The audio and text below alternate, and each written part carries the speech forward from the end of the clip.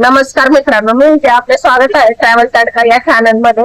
आज आपण आलो आहोत पुण्यातल्या अशा ऐतिहासिक ठिकाणी जे सर्वांना परिचित आहे असं शनिवारवाडा।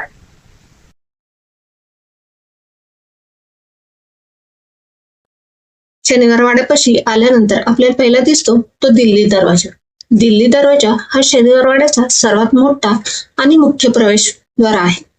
पेशव्यांच्या काळात या दरवाजाला खूप महत्व, कारण याच दरवाजातून राजकीय, सैन्य आणि राजघराण्याच्या मिरवणुका बाहेर पडत असत। याला दिल्ली दरवाजा असे नाव का देण्यात आले? या दरवाजाला दिल्ली दरवाजा असे नाव देण्यामागे एक खास कारण आहे। मराठा साम्राज्याचे सैन्य उत्तर भारत, विशेषतः दिल्लीकडे मोहिमा काढत असे, त्यामुळे त्या दिशेला असलेला मुख्य दरवाजाला दिल्ली दरवाजा असे नाव दिले गेले। हा दरवाजा बांधला गेला होता तो इसवी सन 1730 ते 1732 दरम्यान। प्रथम बाजीराव यांनी या शनिवारवाड्याचे बांधकाम केले। दरवाजाची काही खास वैशिष्ट्ये आपल्याला पाहायला मिळतात। याची उंची जवळपास 21 फूट आहे, रुंदी सुमारे 14 फूट, मजबूत सागवान लाकूड वापरून तयार केलेले आहे। दरवाजावर लोखंडी काटे बसवलेले आपल्याला पाहायला मिळतात। हे लोखंडी काटे हत्तीच्या हल्ल्यापासून संरक्षणासाठी बसवले होते। त्या काळात युद्धात हत्ती दरवाजे फोडण्यासाठी वापरले जात असत। पेशव्यांच्या राज्यात हा दरवाजा खूप प्रतिष्ठेचा मानला जात असे। फक्त राजघराणे आणि सैन्य यांनाच या दरवाजातून प्रवेश मिळत असे। मोठ्या राजकीय समारंभ आणि विजय मिरवणुका याच दरवाजातून निघत असत। पेशवे युद्ध मोहिमेला निघताना या दरवाजातून बाहेर जात असत। आजही शनिवारवाड्याला भेट देताना पर्यटक याच दिल्ली दरवाजातून आत प्रवेश करतात। हा दरवाजा पुण्याचा इतिहासाचा आणि मराठी साम्राज्याच्या वैभवाचा एक महत्त्वाचा साक्षीदार आहे।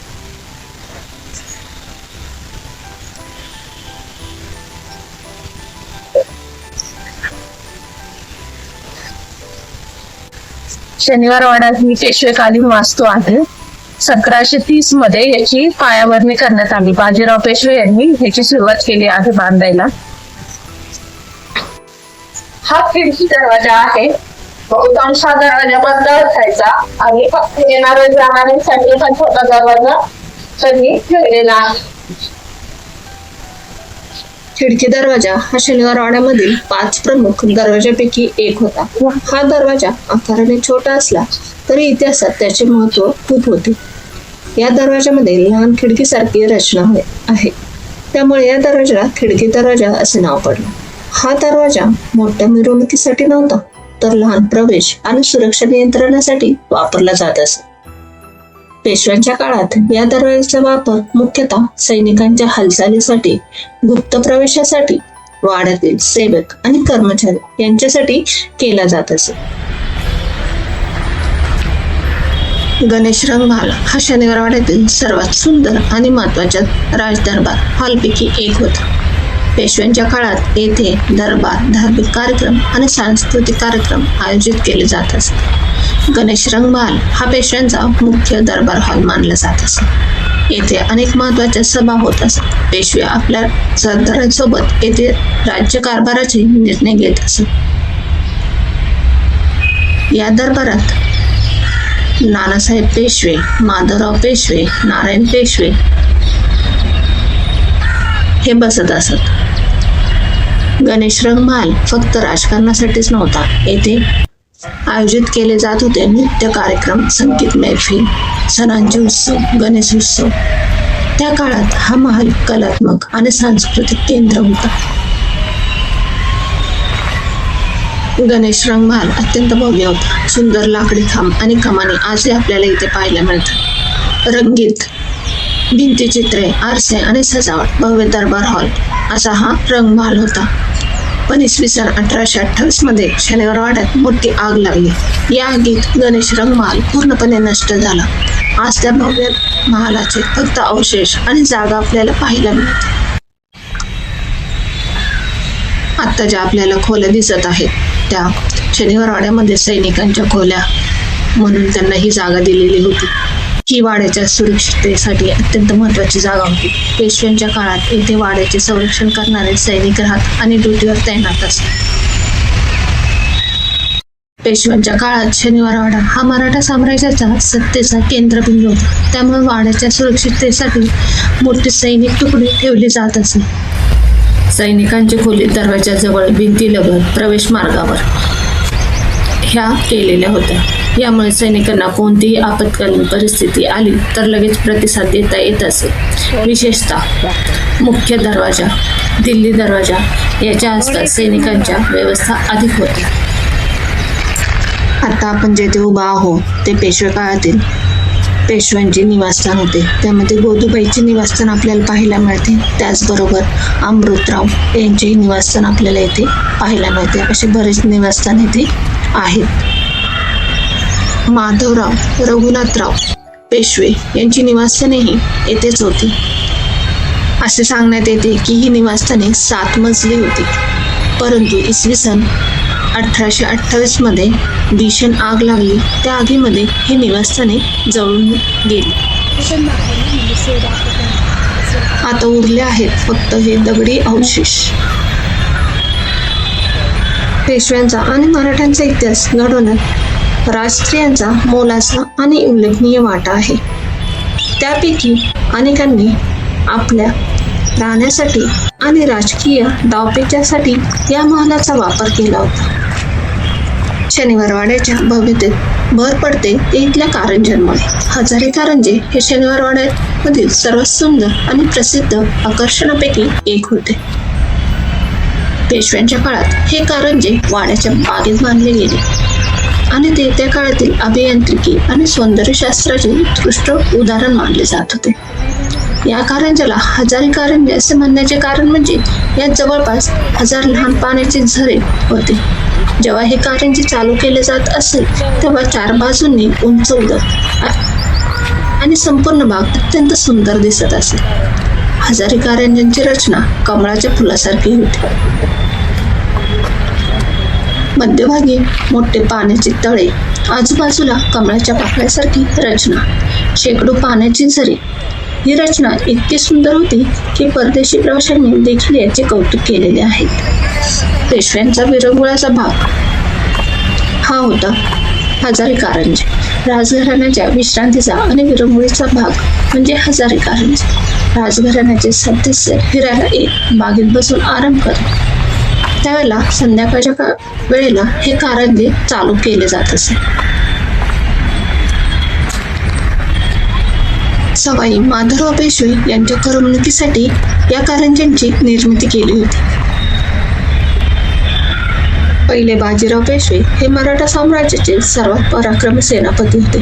त्यांनी जवळपास 40 पेक्षा जास्त युद्ध जिंकली आणि एकही युद्ध हरले नाही. त्यांना पुणे शहरात एक भव्य राजवाडा बांधायचा होता. म्हणून 1730 साली शनिवारच्या दिवशी या वाड्याचा पाया ठेवला गेला. म्हणून याला नाव पडले शनिवारवाडा. शनिवारवाडा हा त्या काळातील एक भव्य वास्तू होती. यामध्ये 9 बुरुज, 5 मोठे दरवाजे, सुंदर बागा, कारंजे आणि दरबार हॉल असे आपल्याला पाहायला मिळते. शनिवारवाडा हा फक्त वाडा नव्हता. येथे घेतले जात होते मराठा साम्राज्याचे महत्वाचे निर्णय. येथे अनेक पेशवे राहिले. नानासाहेब पेशवे, माधवराव पेशवे, नारायणराव पेशवे. या काळात मराठा साम्राज्य उत्तर भारतापर्यंत पोहोचले होते. पण या वाड्याने पाहिल्या अनेक राजकीय कटकारस्थानांची घटना. शनिवार वाड्यामध्ये पाण्याची व्यवस्था करण्यासाठी विहिरी आणि कारंजे बांधले गेले. त्या काळात वाड्यात हजारो लोक राहत असत. त्यामुळे पाण्याची गरज होती. विहीर मजबूत दगडांनी बांधलेली होती आणि खोल होती, जेणेकरून वर्षभर पाण्याची उपलब्धता राहील. त्या काळात आधुनिक पाणी पुरवठा व्यवस्था नव्हती. त्यामुळे विहीर हीच मुख्य पाण्याची सोय होती.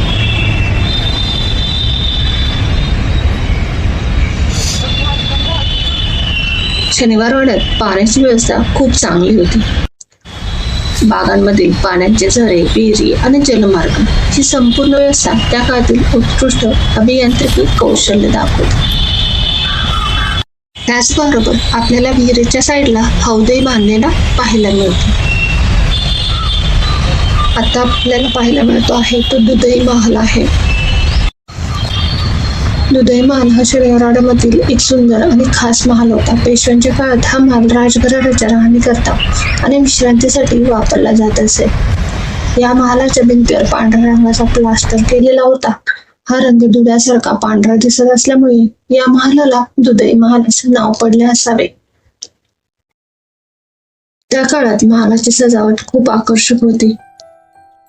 असे सांगितले जाते की पेशव्यांच्या काळात या महालात राजघराण्याचे सदस्य राहत होते, विश्रांती घेत होते, खाजगी भेटी आणि चर्चा होत होती. म्हणून हा महल राजघराण्याचा खाजगी भाग मानला जात असे. आता आपण चाललो आहोत ते नारायण दरवाजाकडे. नारायण दरवाजा हा शनिवारवाड्यामधील 5 प्रमुख दरवाजापैकी एक आहे. या दरवाजाचा इतिहास अत्यंत दुःखद आणि रहस्यमय मानला जातो. या दरवाजाचे नाव नारायणराव पेशवा यांच्या नावावरून पडले. शनिवारवाड्याच्या इतिहासातील सर्वात प्रसिद्ध आणि दुःखद घटना या दरवाजाशी जोडलेली आहे. इसवी सन 1773 मध्ये शनिवारवाड्यात एक मोठे कटकारस्थान घडले. त्यावेळी नारायणराव पेशवा हे मराठा साम्राज्याचे पेशवे होते. त्यांच्या काका रघुनाथराव यांच्याशी सत्तेसाठी आजही शनिवारवाड्यात हा दरवाजा पाहायला मिळतो. तो मराठा साम्राज्याच्या इतिहासातील एका दुःखद घटनेची आठवण करून देतो. संघर्ष चालू होता. असे सांगितले जाते की सैनिकांनी वाड्यात प्रवेश करून नारायणराव पेशव्यांचा पाठलाग केला. ते पळत पळत वाड्यातून बाहेर जाण्याचा प्रयत्न करत होते. त्यावेळेला त्यांच्या काकांनी त्यांची तेथे हत्या केली आणि काका मला वाचवा अशी आरोळी दिली, परंतु त्यांची हत्या करण्यात आली. काही इतिहासकारांच्या मते नारायणराव पेशव्यांचे शरीर या दरवाजातून बाहेर नेले गेले. त्यामुळे या दरवाजाला नारायण दरवाजा असे नाव पडले. असे म्हटले जाते की रात्रीच्या वेळी अजूनही येथे आवाज ऐकू येतो, काका मला वाचवा. म्हणून रात्री या ठिकाणी जाण्यास काही लोक घाबरतात. शनिवारवाड्यात एकूण 9 बुरुज आहेत. बुरुज म्हणजे उंच मनोरे ज्यावर सैनिक उभे राहून चारही बाजूवर लक्ष ठेवू शकत होते. बुरुजाचा उपयोग शत्रूवर लक्ष ठेवणे, सैनिकांना पहारा देण्यासाठी, युद्धाच्या वेळी संरक्षणासाठी केला जात असे. त्याचबरोबर वाड्याची तटबंदी आणि बुरुजामुळे शत्रूंना आत प्रवेश करणे कठीण होत असे. सैनिकांना उंच जागेवरून निरीक्षण करता येत होते. दरवाजावर नियंत्रण ठेवणे सोपे होत होते.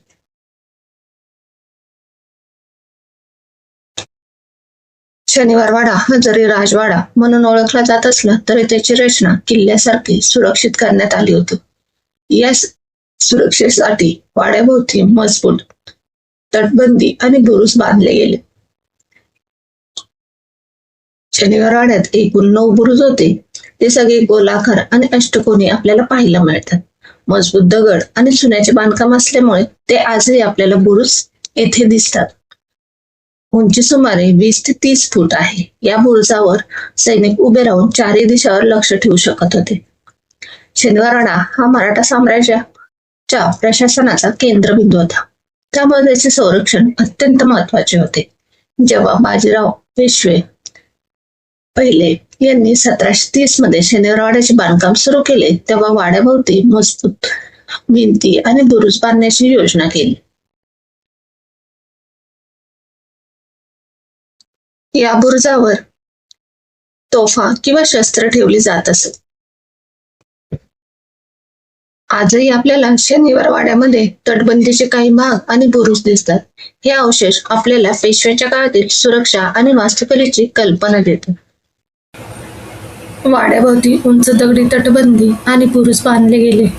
या बुरुजावरून सैनिक चारही बाजूवर लक्ष ठेवत आणि वाड्याचे संरक्षण करत. त्यामुळे शनिवारवाड्याची सुरक्षा त्या काळात खूप मजबूत होती. हे आता आपल्याला पाहायला मिळते.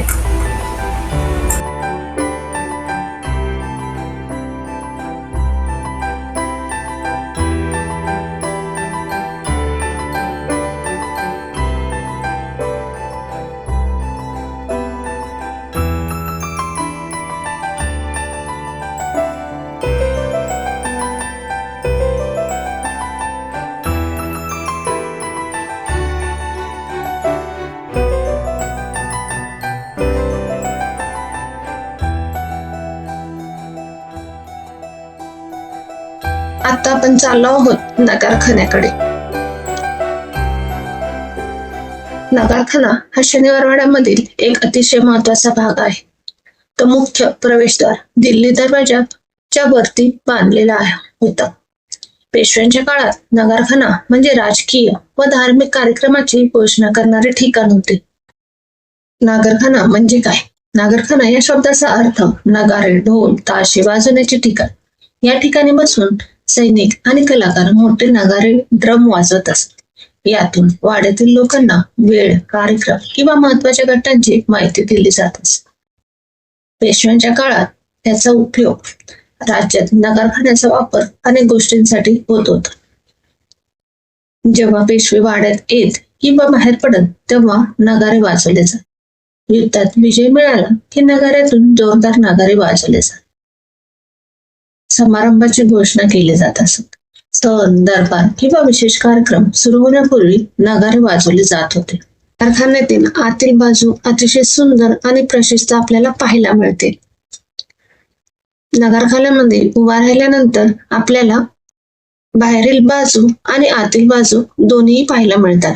बाहेरील बाजूवर आपला भारताचा तिरंगा आणि पहिल्या बाजीरावांचे स्मारक, त्याचबरोबर आतील बाजू ही सुंदर अशी पूर्ण शनिवारवाडा आपल्याला पाहायला मिळतो.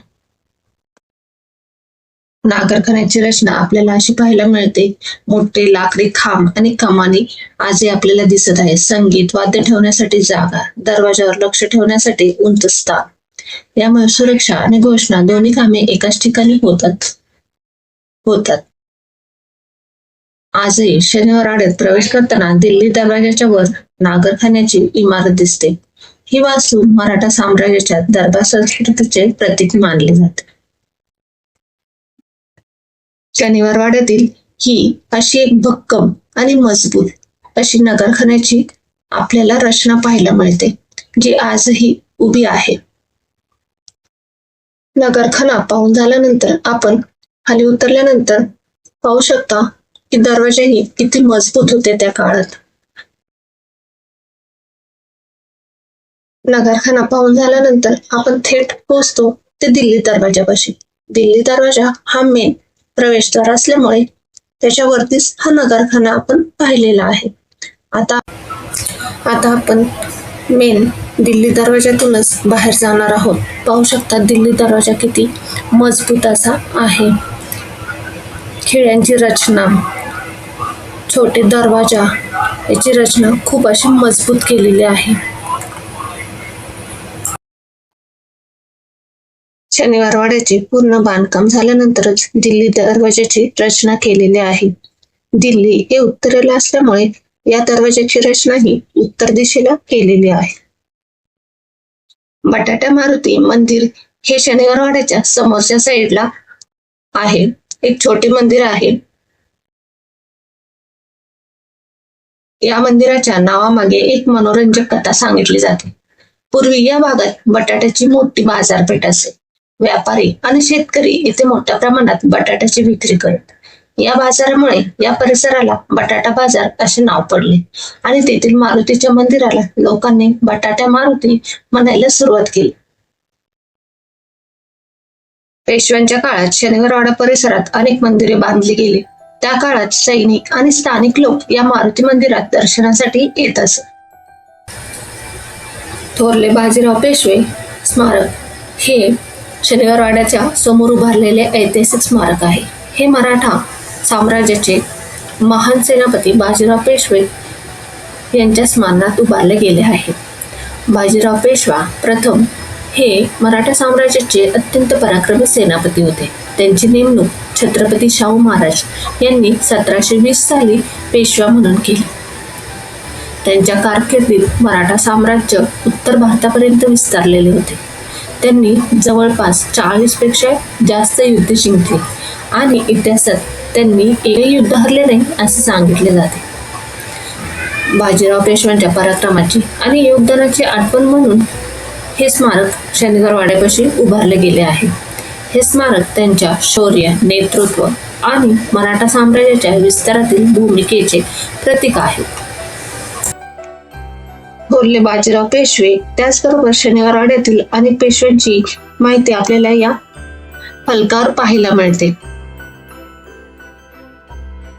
शनिवारवाडा हा फक्त किल्ला नाही, तो मराठा साम्राज्याच्या वैभवाचा आणि इतिहासाचा साक्षीदार आहे. जर तुम्ही पुण्यात आला तर शनिवारवाडा जरूर पहा. आणि जर तुम्हाला असे ऐतिहासिक आणि ट्रॅव्हल व्हिडिओ आवडत असतील तर चॅनलला लाईक, शेअर आणि सबस्क्राईब करा. धन्यवाद. जय महाराष्ट्र, जय हिंद.